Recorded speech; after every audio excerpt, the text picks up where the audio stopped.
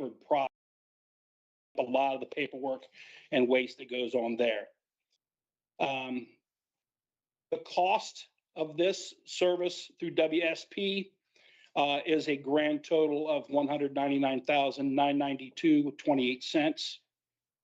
This will be funded with a DRPT technical assistance grant that will split the cost 50% versus 50%, meaning federal cost of federal grant of $91,996.45, which is 46%. State $99,996.14, and with a local 4% at $7,999.69. Good question. So for just $10,000 of local money, you're able to get a study that will help with your operations, internal activities, or I'm sorry, your planning activities, not operations, but your planning activities. Ask the question again, because you said that you get a number of there. Yeah, but the local portion is only $10,000. Local portion, Less than $10,000. Less than 10,000. Yes. And 18-month study, really intense to look at, all of your, I'll call them transit-related activities. Oh, that's good. Yeah, that's great. I was just making sure I heard it right. Yeah. 73 on, right? Correct. Oh, that's awesome. So it's gonna help with policies, internal controls, all type of activities that are necessary. Yeah. So when I came on board, there were some SOPs, policies, and procedures. But when you look at the dates on, we're like, well, a lot of things have changed. Yeah. So right now, I'm in the process of rewriting a lot of the SOPs. But again, bringing a company like this in will ensure that everything is done correctly, up to date. Oh, that's awesome. I was just shocked because I kept hearing the number. I heard 199, then I heard 100,000 from one entity, 90 or whatever from another, which means it's less than 10,000 for local. That's awesome. That's great. Good job. Yeah. Question about, so you've already talked to and selected WSP. Correct. So during that conversation, did they talk about how to determine best practices? Because they change, they're different, say, for an Atlanta than for a Richmond. And so or I would recommend that we make sure that we're thinking about best practices that apply to similar jurisdictions. And that is a very good and valid point. So what WSP does is they mirror it and compare it to a transit agency of our size, like Charlotte. So they would look at Charlotte and they would say, well, Charlotte, because of their bus size, their fleet size, this is what they do. This is what we recommend. This is how it will work. And then they'll compare it with another agency, say Raleigh. Now, I'm not saying they did Raleigh, but I do know they looked at Charlotte. So to that, I mean, that's a good point, because I would not necessarily gravitate toward the idea that Charlotte is a comparable jurisdiction, because they have multimodal that we do not have. So people have the option of the links, I think it is, or something like that, where they can ride literally like, fixed rail, which has changed dramatically some of the real estate out there and how people use transit. So to me, Charlotte might not apply as much as, say, a Raleigh that doesn't have fixed rail, that type of thing. So I'm just pointing out, let's be super judicious about making sure that it's apples to apples, so that we're not trying to create operational distinctions that actually in other locations have fixed rail or something, or subways or whatever.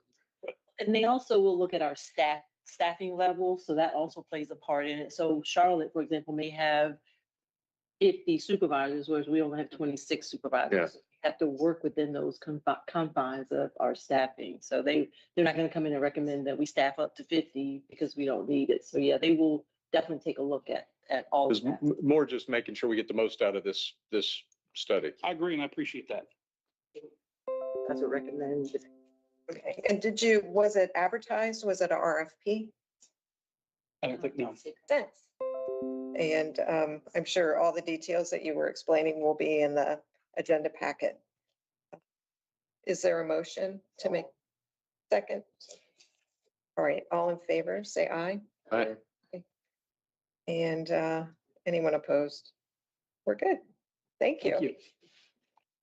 All right, the next item. I have one question. So no issue on it because this one is pretty simple. Most of the dollars coming from somewhere else. But for our board packets or just our information, I would have thought we would get that. And we don't have it. What do we do about Joe sent it. This is the one thing I might be missing because I saw the other thing, but I didn't I think this go was over this one. new to the, Oh, because they originally didn't have anything known. Oh, that's why we updated. Sorry. That's Okay. why we had to update the agenda because we didn't have all of these on the development. We had Because them I on know I- finance. They were on your finance one though, all of them. Okay, Yes. so I'm looking at them separately. That Yes. must have been, okay. Yes, Okay. yeah, we gave you copies of all of Bring all them. of them. Yeah. Okay, Okay. so yeah, the full board will get something like that. got it. Okay. So you all did everything? So this is the same one as, okay, I'm clear now. Okay. So, okay. Yes. But, Yeah, we should bring them to both committees. I get it. Yes. Yeah. so speaking of that, I was wondering if we could have all members copied on the committee correspondence. And Yes. I would, yeah. Yeah. Makes great, That'd be great. good recommendation. Okay, Just when you send the stuff to the committee members, also the other board members can receive it. yeah, just copy the other. Thank you. All right. The next item is expansion of microtransit vehicles. Thank you. Table.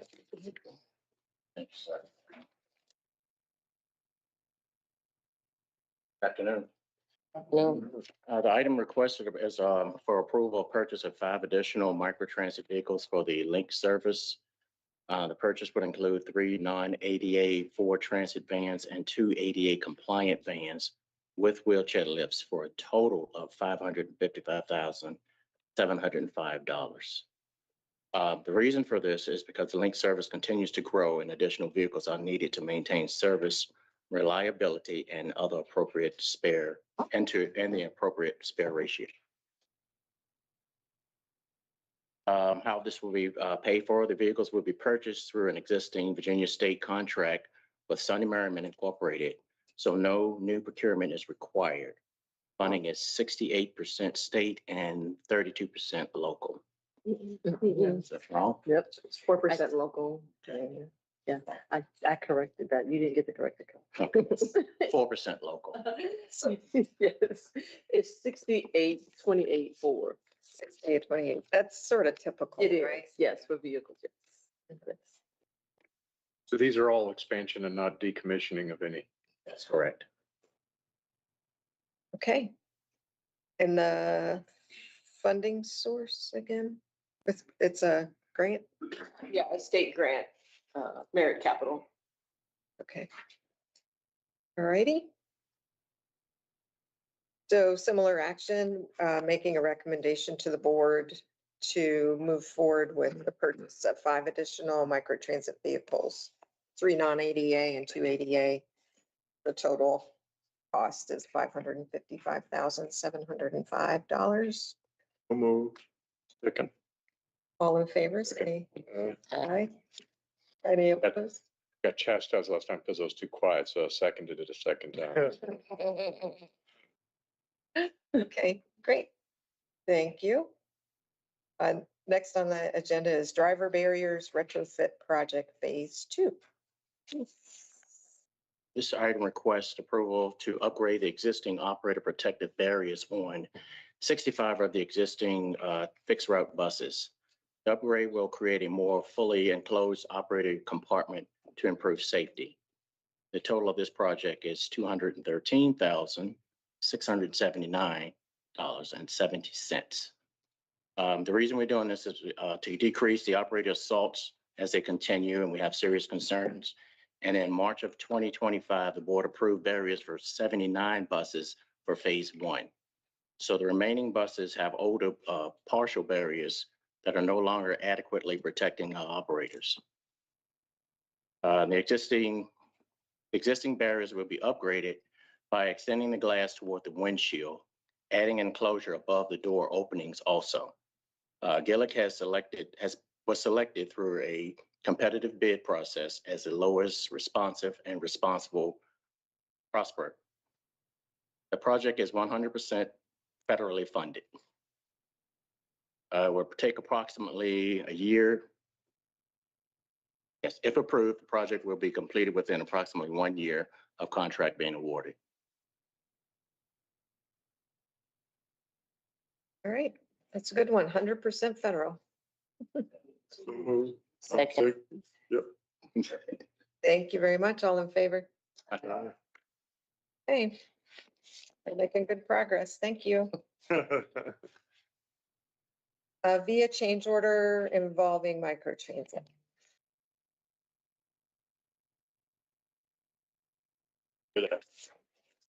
So, How you doing? good.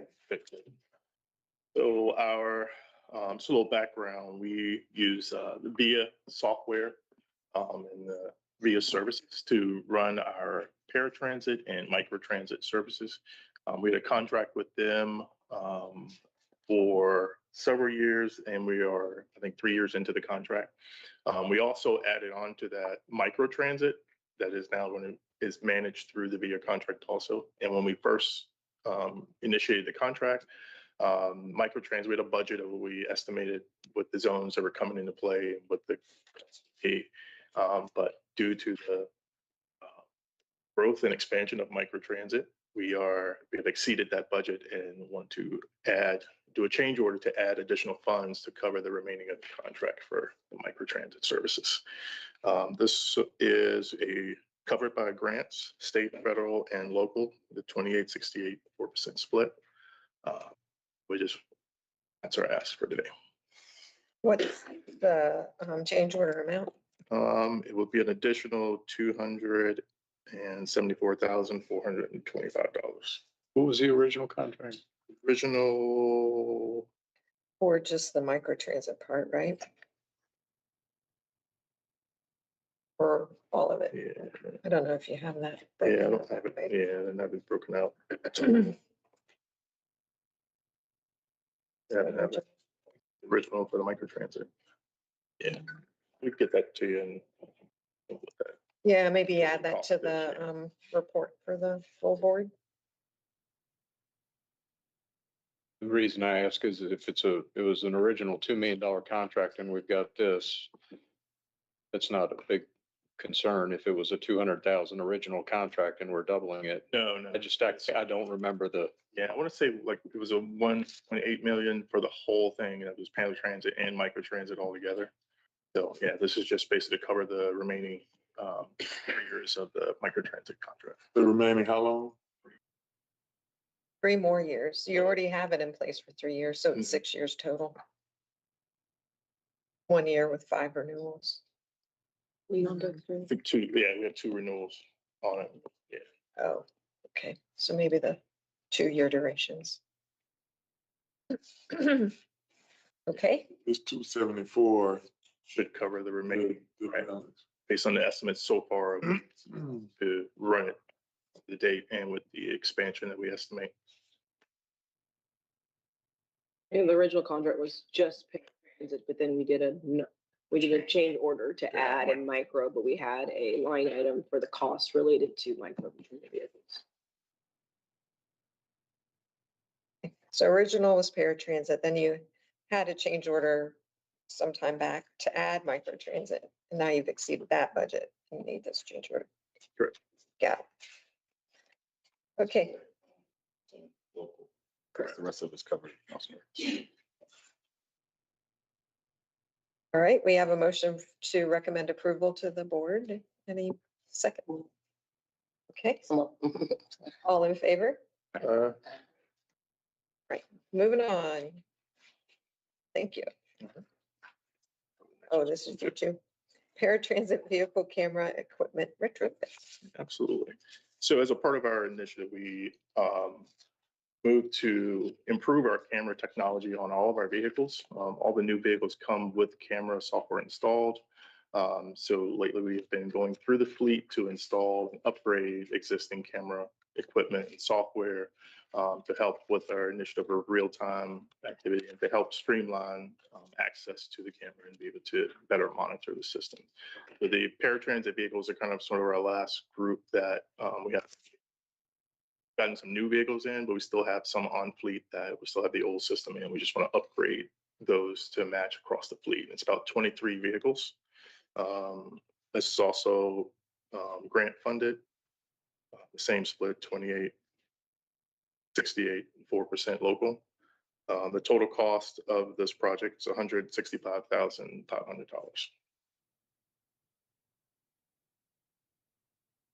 Great. Any questions? Same story. Second. All in favor, say aye. Great. Thank you. Next is resolution for grant applications. I got that one either. All I got was via software 6. Let me get your copy real.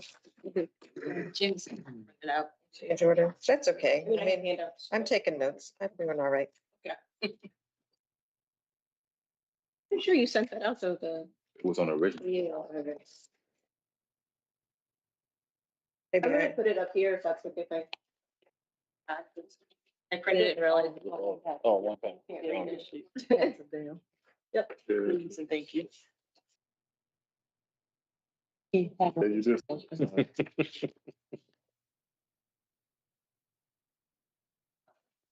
Need the glasses for this.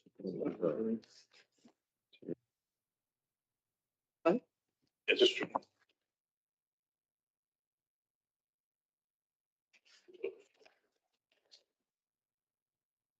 Does everyone have one? Yes, if you forget.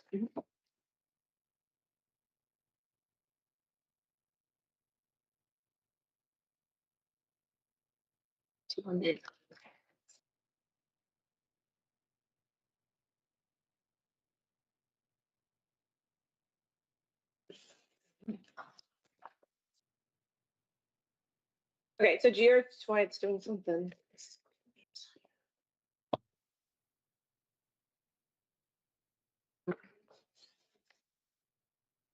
Right in the meeting?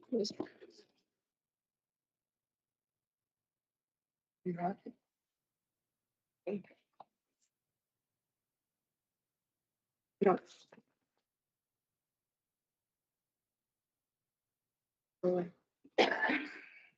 Trisha, can you show me how you did whatever it is you did?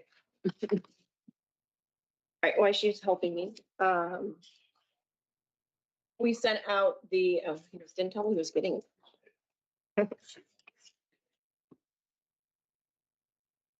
This is our grant application list for DRPT. So you have got, I know you guys have, we sent one out. We have continued to work, refine, make sure any projects that we may not have state matches for that we already are working on. We also considered those. So some things have been added since you did receive it, and I won't go through what those are because the total amount that you received was about 71 and now we're up to about 82. So on the front cover sheet of the 82 million, we have it broken down by category type.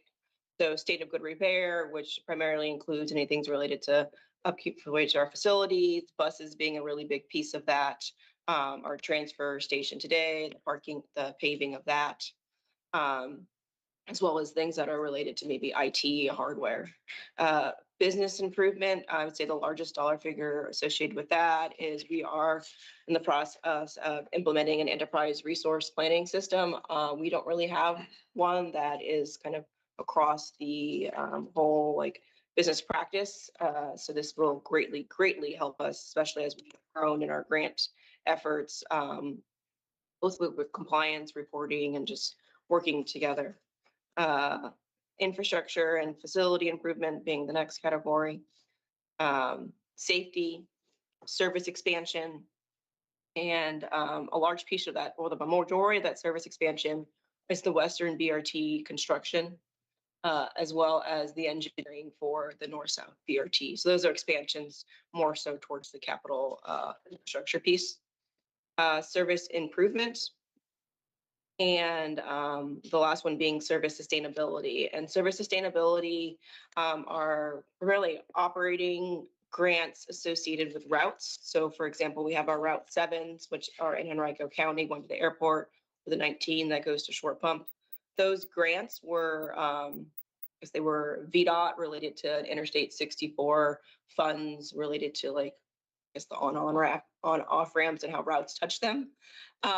And with that, we had received like 100%, I believe it was state funds. So we're taking the opportunity to now apply for another funding source from the state to continue paying for the increases for those routes that were already in place. Which ones were, it wasn't 19? It was 19, 7A and 7B. Those all had that 64 money. All had the 64. Oh, you want to share what I do? Yes. Never did.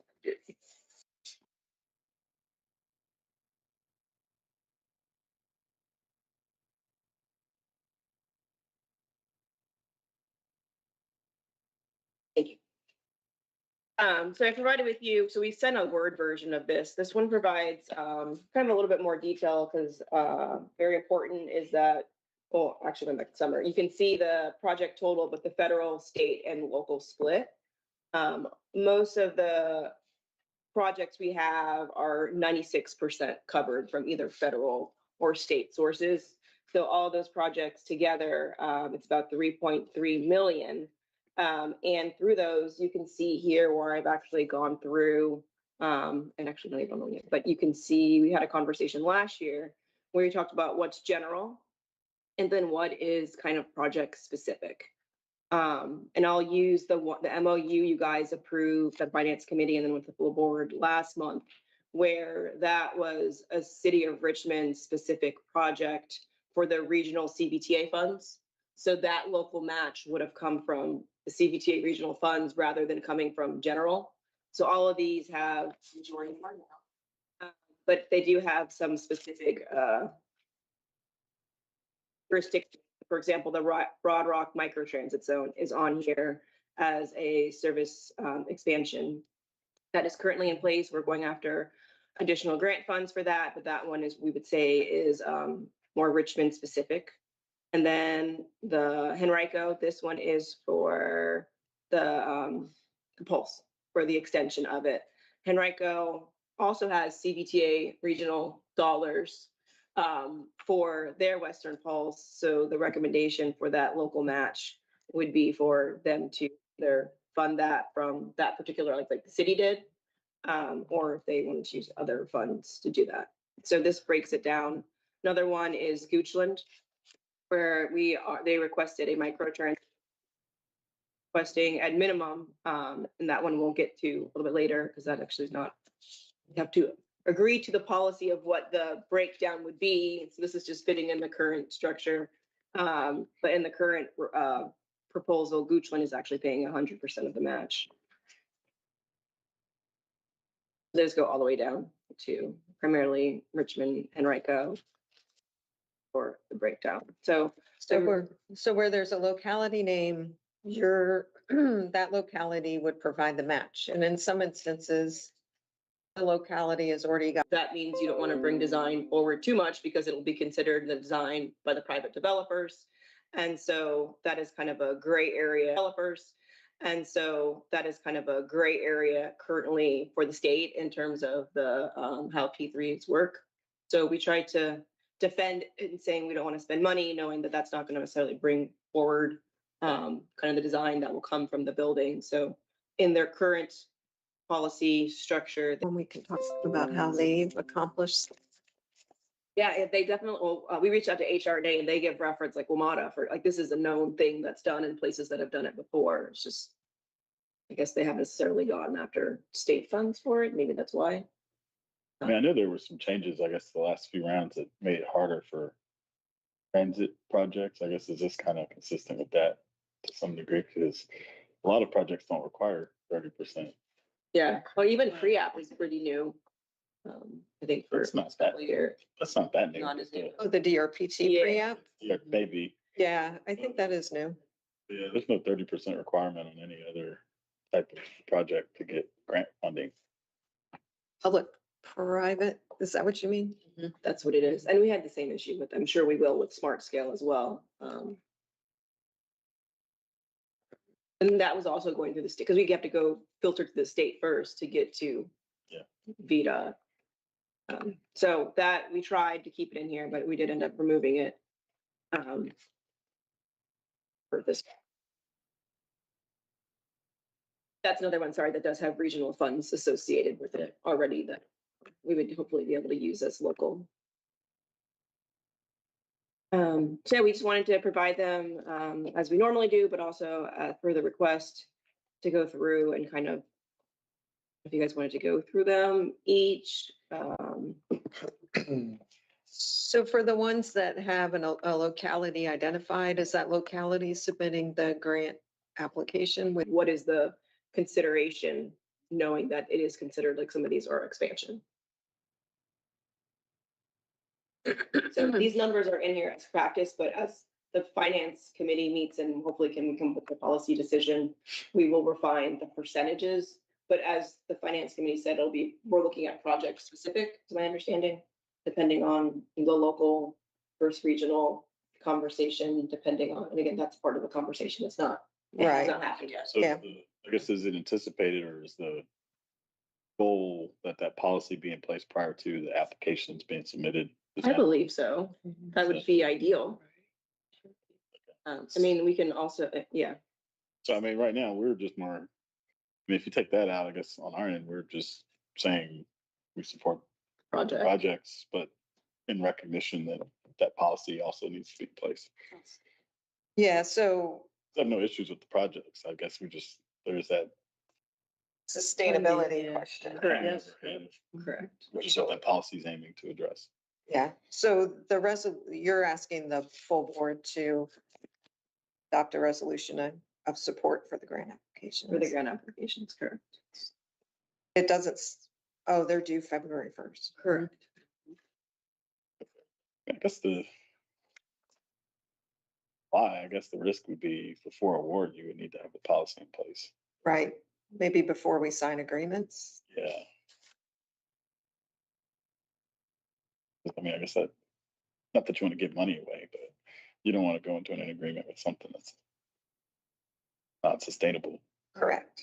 Hopefully we would have the policy in place. That a policy be put in place before acceptance. Second that. Okay, that sounds good. Is there any discussion before we? I had just something to add.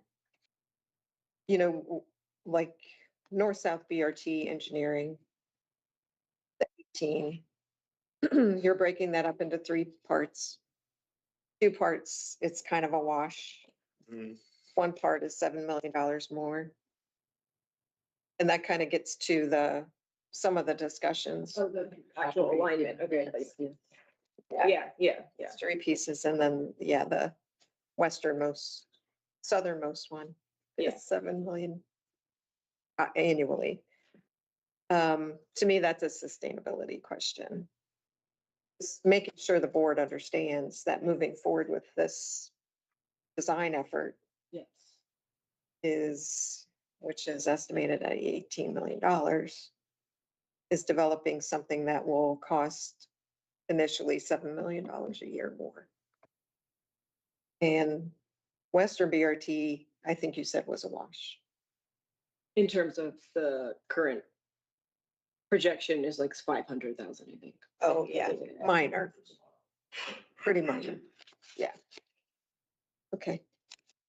Still, I don't know, I guess consistent with the motion, I guess that's the signing any agreements with policy. I think that piece is going to be vital. And so while we have the motion to move it forward, which definitely ensures that we have a policy in place, separately, we should likely work with staff. I don't know if it's putting together a little mini group Duration to studies as well is probably good. That's it. So I think, can I revise the motion? And it's simply to request that or require the motion to approve with the requirement that a policy be put in place that addresses services and grants. Studies. I'm sorry, studies, services and studies, prior to award. Or do you accept that? Yeah, I'll second that. Yeah. Great. That'll resolve it. And separately, outside of the motion, can we, I know I'm on that committee, outside of the motion, can we, I know I'm on that committee as well, but can we make sure that when we begin the discussions in the committee, that we notify them what this committee did? I think that'll help move that along faster. Yeah. Yeah, and I think the motion on the table was good too, given the deadline on grant. Yeah. So it doesn't stop, That's we right. don't miss the grant while That's we're right. still figuring out the policy. That's right. Exactly. Okay. All in favor? Aye. Opposed? One abstention. Okay, next on the agenda is February service changes. And I think this is the Title VI. Right.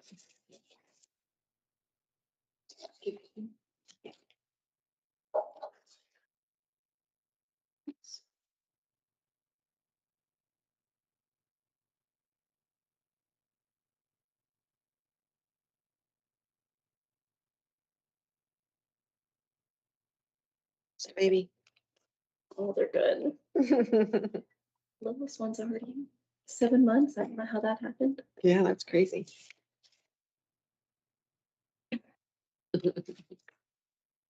On the off shooter, she doesn't like the extender. Go back to just the.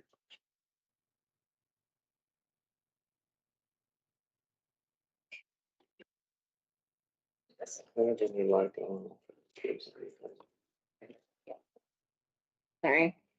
Yeah, let me put it back so I'm looking for it.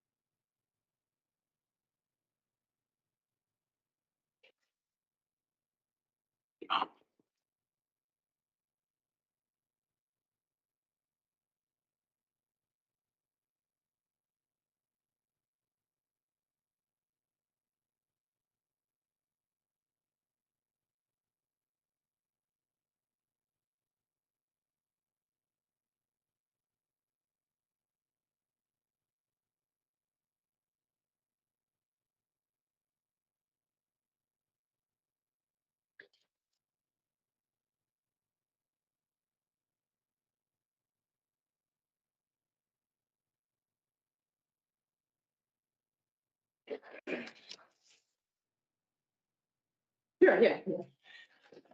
So while Dexter's helping Tricia with the presentation, it's a Title VI that, as a result of us making some temporary service adjustments starting in February, the adjustments will help us align our service levels with our current staffing and capacity to ensure more predictable service. So currently we are losing service because we have a shortage of bus operators. We're at 310 and we budgeted for 325. So in order to not have last minute cancellations on some of our routes, we are adjusting some of our service levels, mainly evenings and weekends. It's not many that we're adjusting during the day. It's mainly after between 7 p.m. and 9 p.m. that we've had to make some adjustments. And again, this just makes sure that system-wide, we are putting out reliable service by not having to reduce last-minute trip cancellation. So if we don't operate for a route, then we would have to the route wouldn't be out there or the trip wouldn't operate right now. But the way we're doing it by reducing some of that service frequency is to make sure that we will have people out there. That's what Trisha's going to go over. Our upcoming service updates, we have a couple scheduled for January 24th. And that is just to our, regarding our link service, we have our Route 88 being replaced by Broad Rock On Demand. That started October 20th. So they've been running consecutively so that riders had the option to test out the link service and kind of get ready for the replacement and shift over that same model that we've been doing elsewhere to just get people on used to the service. Powhatan is now going to have the option to book 24 hours in advance.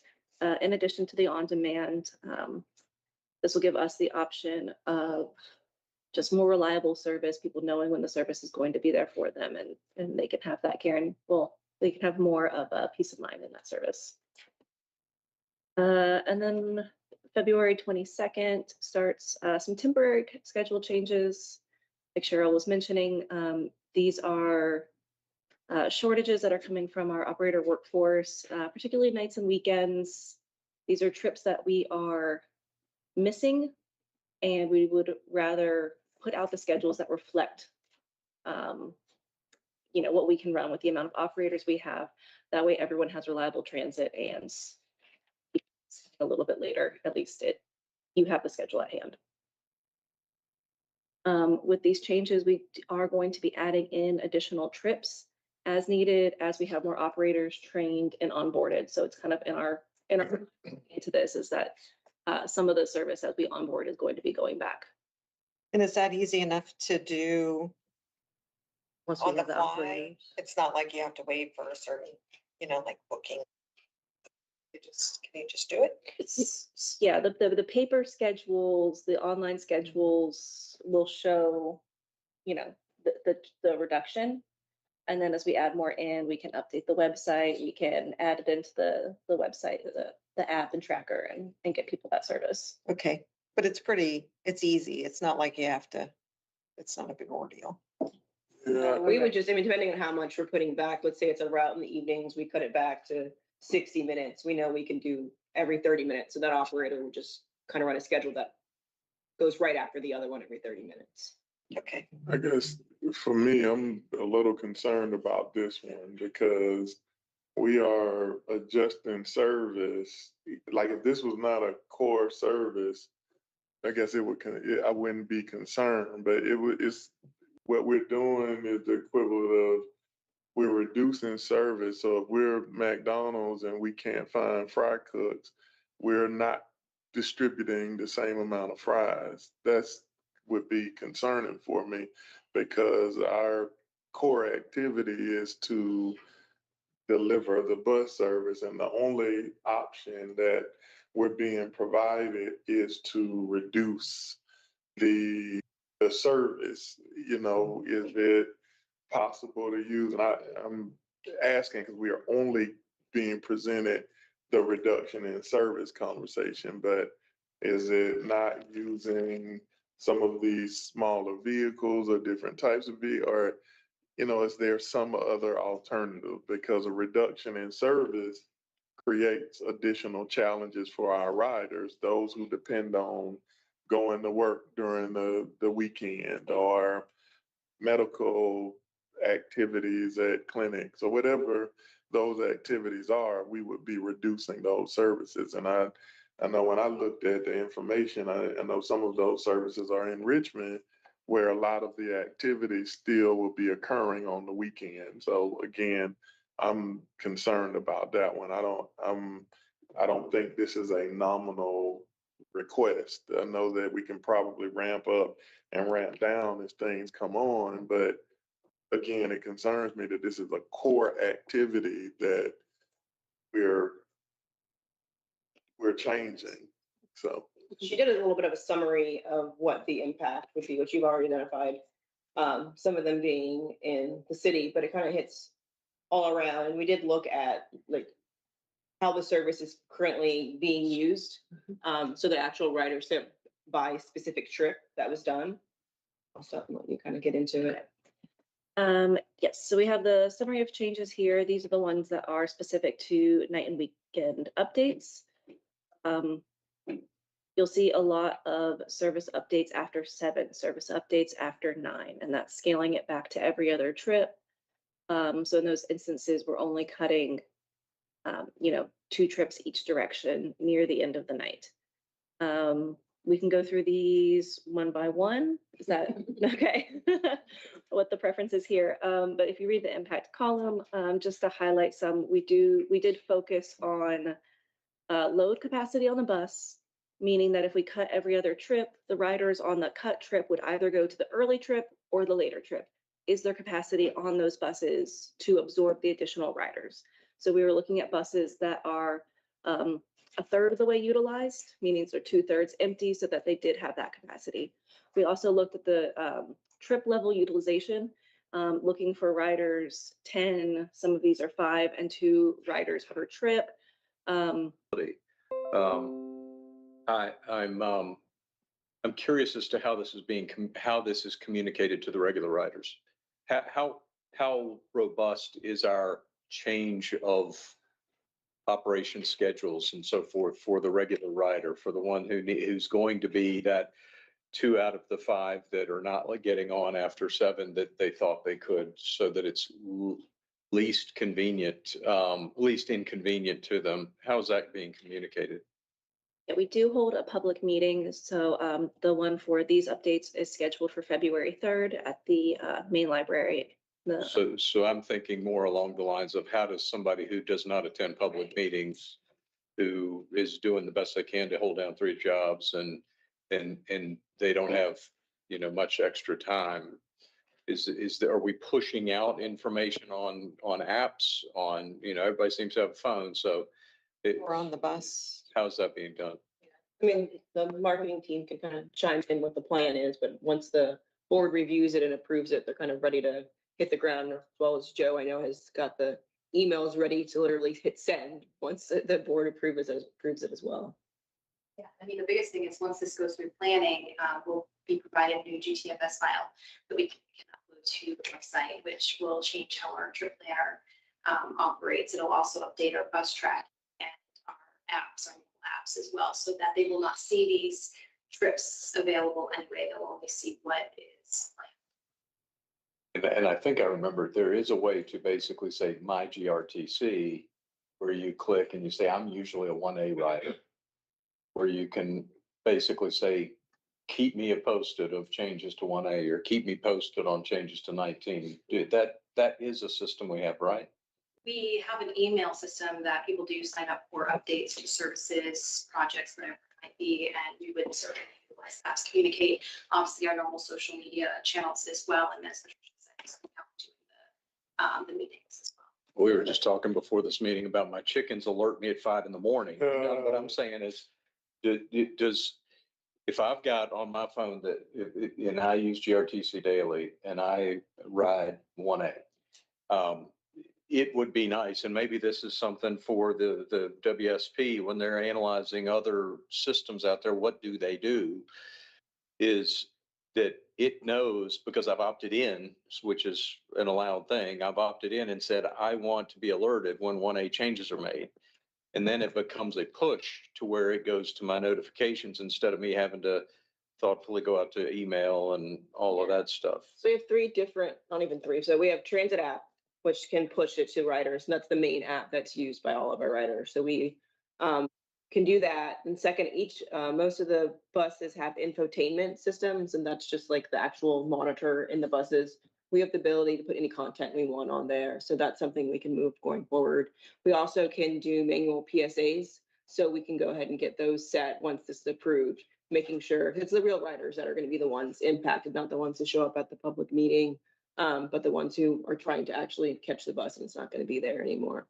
So yeah, we do have lots of mediums that we could use to communicate this to the rider. As far as kind of the strategy, we are doing this because we know that there's just been impacts in terms of the reliability. We don't want people to think buses are going to show up. That's even more impactful than not being able to know what's going to happen and you're trying to get to work. So having this already out there and then being able to either use our system around it, or if we need to do something else during these kind of night hours or early morning hours, like we did before last time. And if you remember when we had reduced service, we worked with the Uber opportunity. So we are looking at not doing what we did last time, which is like, was it taken advantage of because it's really good travel anywhere. but there's ways to actually kind of like a micro transit zone. You can take the routes that are impacted and you can actually get Uber vouchers. So you can travel anywhere on that route within, let's say, 9 PM to 11 PM. So we are considering that as an opportunity, knowing we do have the funds for it in terms of it's been budgeted for us to have the service. So maybe that's a better way so we don't impact people trying to go to the hospital. So we are looking at alternatives, but we have 310 now, the budget's 325, the schedule is built for 325 operators. So the plan is to knock it down 10, and then we're having 2 classes this month, and then a minimum 1 class every month. And I will go ahead and say that had not been happening. We are now kind of catching up, unfortunately, but there also was a significant amount of involuntary turnover. So we are taking the strategic action of kind of changing a little bit with the hiring process. We'll make sure like there's a little bit more proactive effort in making sure we're getting qualified candidates through it. And that's kind of, I think, what's happened where we had the full influx of we have to get fully staffed. Well, those people are kind of working their way out if they were not really the most. While most of the sausage making gets made in committee, it'd be great to have some of this info. I think the motion that I'll enter, and we don't have to accept it, but it is a motion to move this forward without a recommendation, with the request that staff provide this information as well as a summary of how we're going to communicate this to our users. So that's my motion. Is there a second? Oh, I'm sorry, just trying to be clear. So the goal of this though is you're right sizing the system to what drivers you actually have, which provide a little bit more of a safety net buffer, Temporarily. which should make service reliable. Correct. It's not as frequent in certain moments, but it's more likely to happen Correct. because you're adjusting to the drivers that you have. So But the big question though is when we get 15 more operators, do we change back? Is there going to be sort of a ping ponging of schedules? No. Where we go ramp back up because the prior to these ramp downs, you were saying it was set up for 325. If we get the 325 2 months from now, will we do that? We hold on to this schedule or? No, because we always assume about 5 to 6 operators are going to probably leave each month. And with that, we should always have a class going. I mean, if we end up that we have a month where people. Service in May, full service.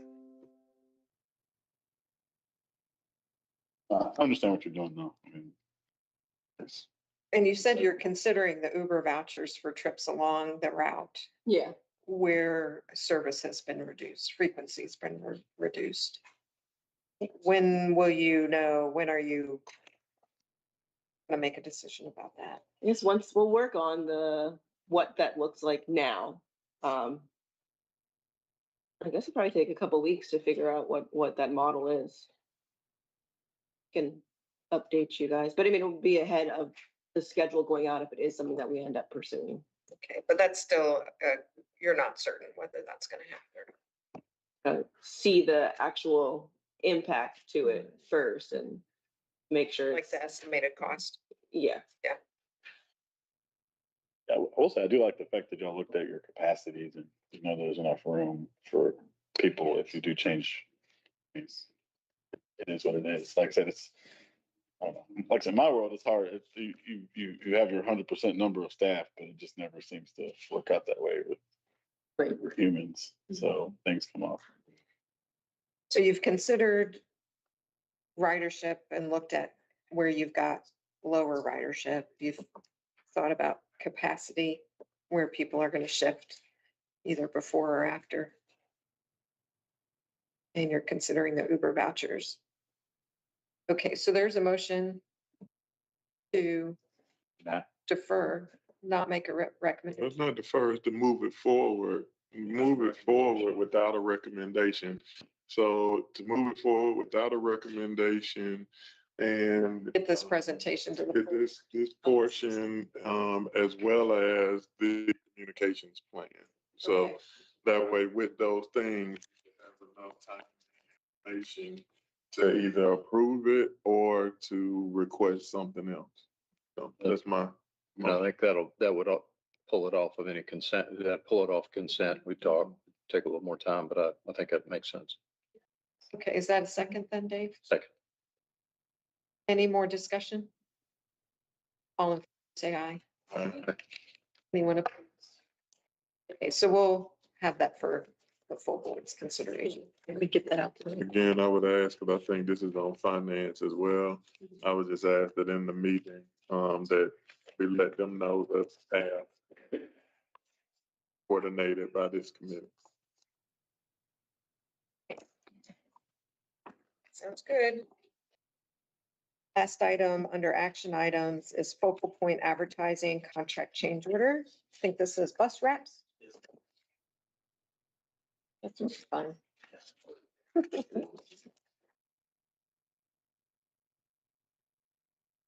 Afternoon.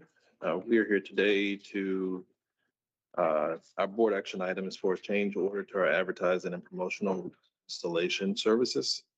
We are seeking an approval for a 2-year change to our focal point contract for advertising and promotional wrap installations. A little background on that, our advertising program continues to expand, and with that expansion, the wrap installation remains essential to fulfill our contract and generate revenue. This is a 5-year contract. We're currently in year 3 of this contract. The original contract was for $250,000. We are, as our advertising increase, so does the need for wrapping the bus. So what we're asking for here today is just for basically 2 parts for our advertising section and then our GRTC funded promotional section. We're asking $250,000 per year, and that's for the remainder of the 2-year contract. So far to date, we are projected for about $600,000 for fiscal year 26 with our advertising program. Halfway there right now. We do believe with the leads that we have following up for the rest of the year, for the rest of this fiscal year, we should be able to exceed that $600,000 budget that we're budgeted for.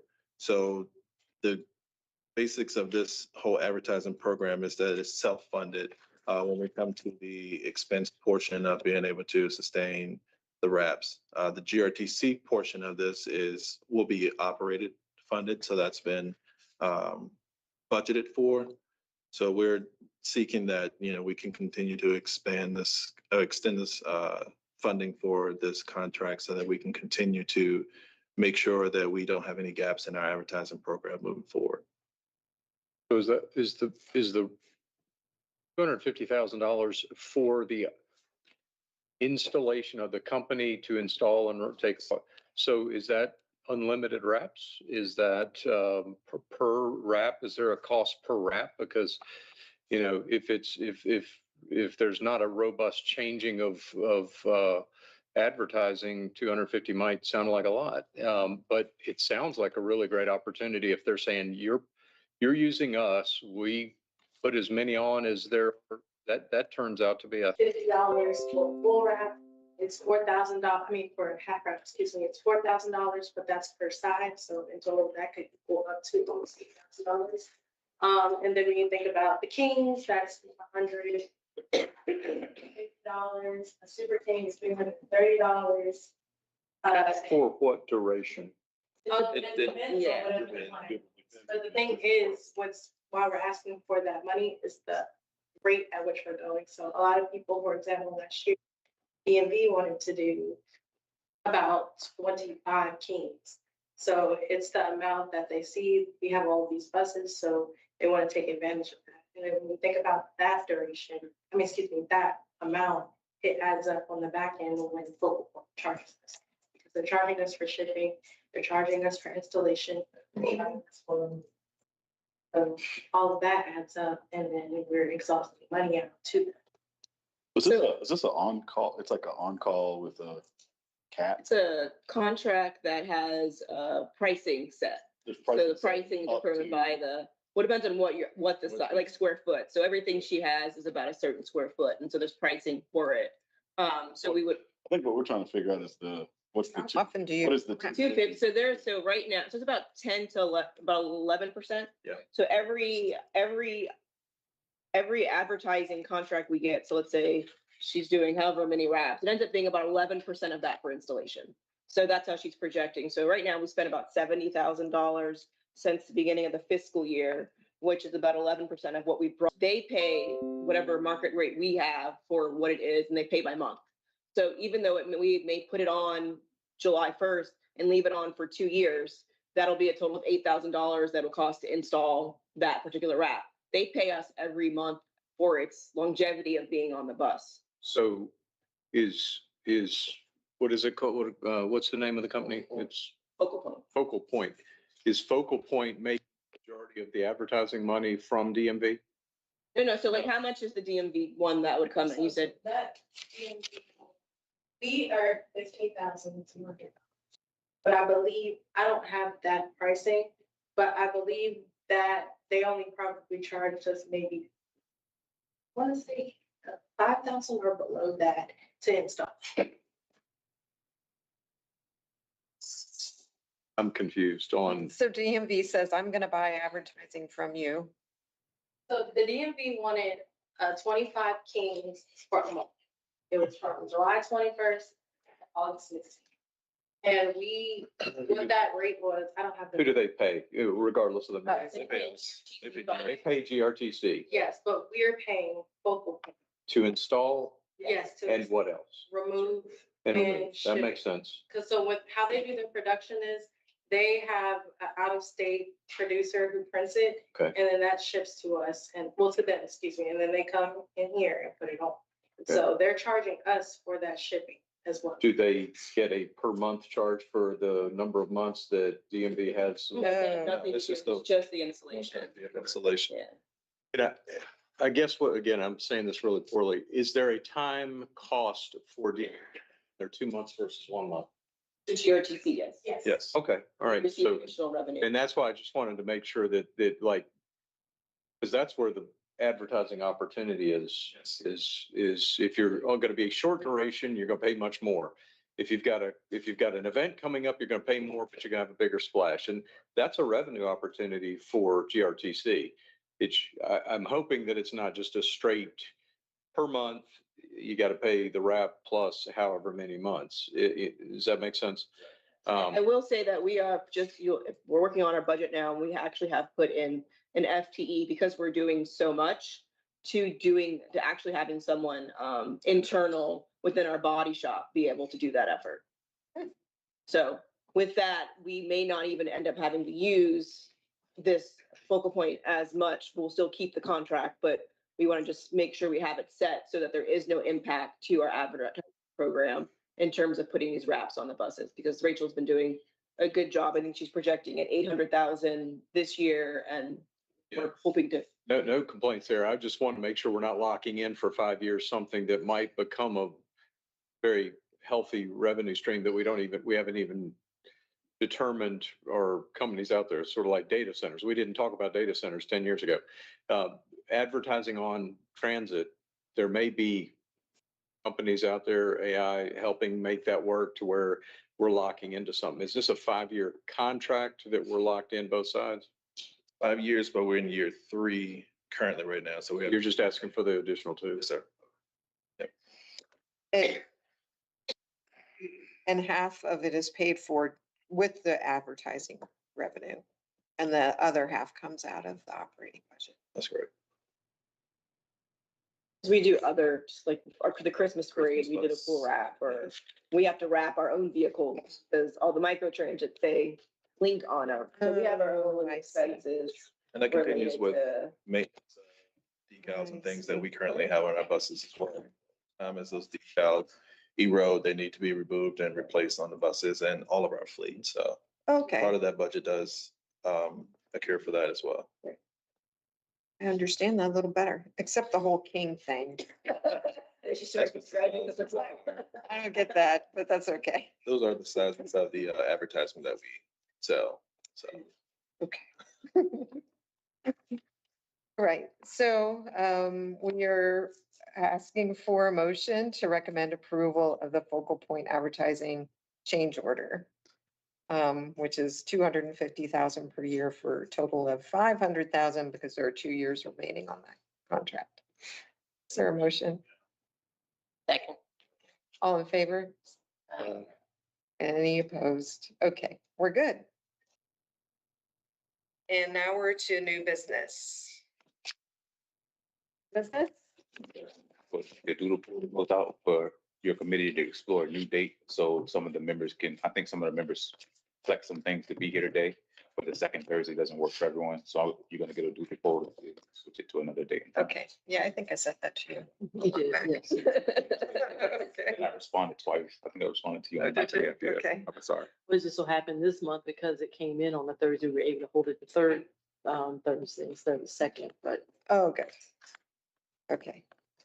All right, so look for Joe to be trying to find new dates. Any other? Okay, well, we're adjourned. When does finance start? 3. And you don't have All right. Minutes. service changes. Yeah, not right. that clock's. So I'm gonna get it. Oh, They did a presentation. That's how I